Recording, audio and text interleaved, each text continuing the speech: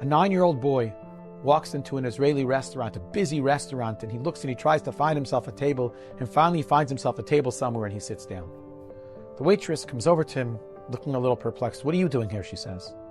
He says, "I came to order something." "What do you want to order?" he says. "Dessert." "What did you want to order for dessert?" "Ice cream," he said. "Do you have money to pay?" she says to him. "I have money to pay." "Okay, what kind of ice cream do you want?" He goes, "Well, wait, can I first find out how much things cost?" "Sure," she says. "How much would a scoop of vanilla ice cream with caramel and chocolate drizzle and nuts on top be?"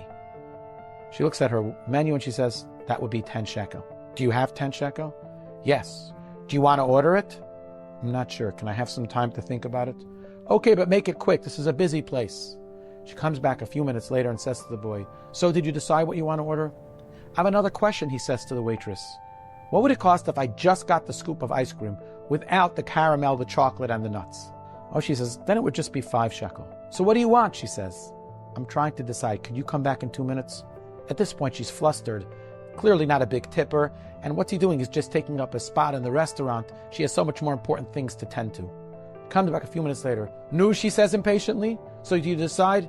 "Yes," he says. "I'll take the plain scoop of ice cream. Thank you so much." She gives him the scoop of ice cream, and he eats it slowly, and he savors every single drop of the ice cream. It's delicious. And he finishes. Next time she passes by, he says, Can I pay?" "I'll get you the bill," she says in a minute. She comes back with a bill for 5 shekel. The little boy takes the money out of his wallet, he places it on the table, and he walks out of the restaurant.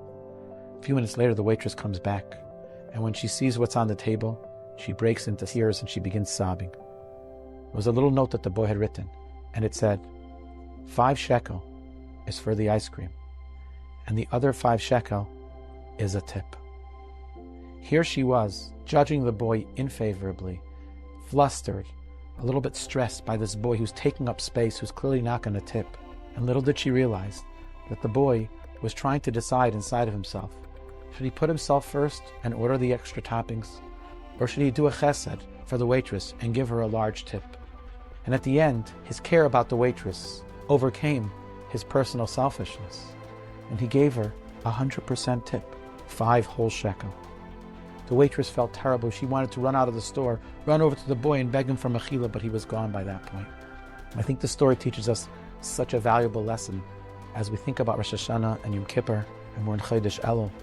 Rabbeinu Yonah writes that if we're dan lekaf sechus, if we judge other people favorably, if we give them the benefit of the doubt, then when we stand in judgment for the Master of the universe, the Ribbono Shel Olam, and He judges us, He also judges us favorably and gives us the benefit of the doubt.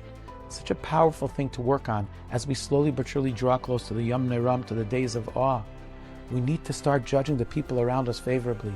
Maybe there's somebody that's annoying, someone that's irritating, someone that's a little edgy or nasty. Let's not write them off and be upset about them, about what they're doing to us.